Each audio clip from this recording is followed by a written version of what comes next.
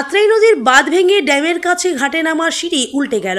রবিবার রাতে বালুরঘাট পৌরসভার 13 নম্বর ওয়ার্ডে ওই ঘটনায় আতঙ্ক ছড়িয়ে পড়ে এলাকাবাসীর মধ্যে। বাঁধ ভেঙে জল ঢোকার আতঙ্ক ছড়িয়ে পড়ে এলাকায়। ঘটনাস্থলে যান সেচ দপ্তরের ইঞ্জিনিয়াররা। এলাকায় যায় পুলিশ ও পৌরসভার চেয়ারম্যান অশোক মিত্র। রাত পর্যন্ত তারা খতিয়ে দেখার চেষ্টা করছেন কিভাবে ওই ঘটনা ঘটল। নদীর লো ড্যাম তৈরি হয়েছে 1 বছর হলো, কিন্তু এর মধ্যেই এই ঘটনা রীতিমতো প্রশ্ন তুলে দিয়েছে।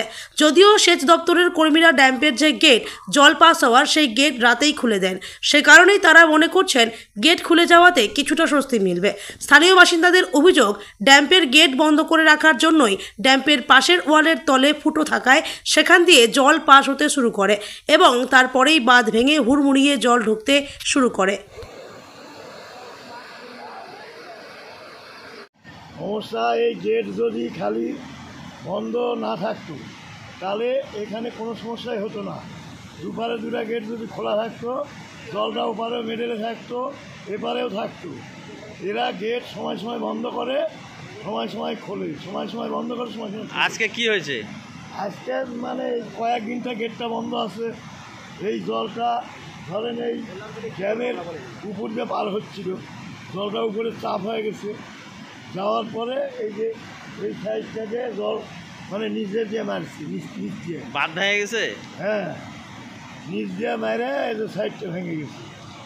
আপনারা কি আতঙ্কে আছেন? আপনারা কি আতঙ্কিত? আমরা আতঙ্কেই আছি। আমরা এখন এই যে নৌকা দূর নিয়ে খুব আতঙ্কেই আছি। এখন আমাদের কাটামাটা আছে, নৌকা আছে, আমরা সবচেয়ে বেশি সমস্যায় আছি বর্তমানে এখন। আপনার নাম? আমার নাম রাজকুমার হালদার। এলাকায় এবং এলাকাবাসী আতঙ্কে রয়েছে, কি সমস্যা হয়েছে?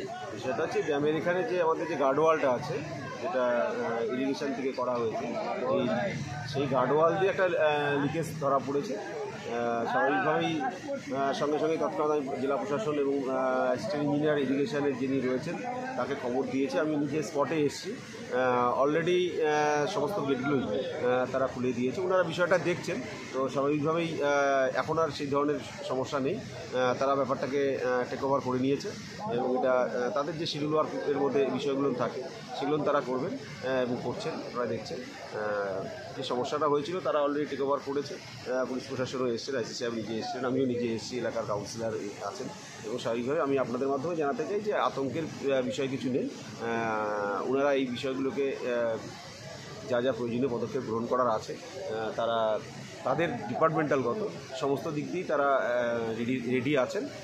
আপনাদের মাধ্যমে জানাতে চাই যে এখানে আতঙ্কের কিছু বিষয় নেই, তারা সমস্ত বিষয়টাকে টেক ওভার করেছে। গেট বন্ধ ছিল, গেট বন্ধ না থাকলে কি এই সমস্যাটা হতো না বলে মনে করছে? না, এটা তো ওনাদের শিডিউল ওয়ার্কের মধ্যে পড়ে, মানে কোন সময় গেটটা রাখবে জলস্তরের উপর ডিপেন্ড করে। এই বিষয়টা তাদের টেকনিক্যাল বিষয়, এটা তারা সেইভাবেই মেনটেন করে।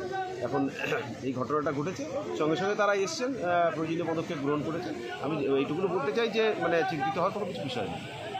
করতে আসলো তখন তো আমরা এটা বুঝতে পারিনি যে এখানে এত বড় একটা ক্ষতি হয়ে যাবে। এখন সারাটা রাত্রি পাড়া প্রতিবেশী আমাদের কি অবস্থা, সারাটা রাত্রি আমরা বসে আছি, দুই চোখের কথা আমাদের এক জায়গায় হচ্ছে না, একদম ভেঙে চুরে চলে যাচ্ছে, বাড়ি ঘর নদীর তলায় চলে যাচ্ছে। ভেঙেছে প্রচুর ভেঙে একদম কিনারা পর্যন্ত চলে আসছে, গোটা খাদ একদম ভেঙে চুরে। তখন প্রথমত অবস্থায় বললো এরপর ব্রিজ হবে, নদী তোমরা পার হতে পারবা। প্রথমত ডাঙ্গিতে শোনা গেছিলো, ডাঙ্গিতে ওরা ওখানে করতে দেয়নি। তারপর তো আমরা এটা ভাবিনি যে এতটা আমাদের ক্ষতি, আর এই কাজগুলো তো এখানে এভাবে হয়নি। যে জায়গাটা দিয়ে জল বেরোচ্ছে এখান থেকে আগে জল বেরোতো না, কোনো রকম জল বেরোতো না। তো ওই ছোট ছোট ফুটা ছিল, তখন ওই হালকা একটু জল পার হতো, ওটা তো আর আমরা অতটা মালুম করিনি যে এই পরিস্থিতি। কালকে বিকালে প্রত্যেকটা গাড়ি এসছে পর্যটকরা এখানে দেখার জন্য। আমরাও কালকে ওখানে ছিলাম, সবাই ছবি তোলা আমরাই নিতেছিলাম। এটা যে রাত্রি 9টায় যেটা হয়েছে, সেটা যদি কালকে দিনে হতো, প্রচুর জেলেরা মরতো, প্রতিবেশীরা মরতো, আমরা মরে যেতাম, সত্যি কালকে মরে যেতাম। কালকে যত গাড়ি আসছে রবিবার, সবাই কালকে দেখার জন্য এখানে আসছে। কিন্তু এটা কি পরিস্থিতি এখন আমাদের তো জীবন এখন হাতে নিয়ে আমাদের থাকা। এটা ভেঙেছে 3টা 10-এ, একদম 3টা 10-এ ভূমিকম্পের মতো মাটি কেঁপে গেল, ভ্রম করে একটা শব্দ, আওয়াজ, ওটা পাড়া। আমরা এখানে সারা রাত্রি পুলিশ প্রশাসন ছিল ডিউটিতে, তাদের সঙ্গে আমরাও এখানটা আছি।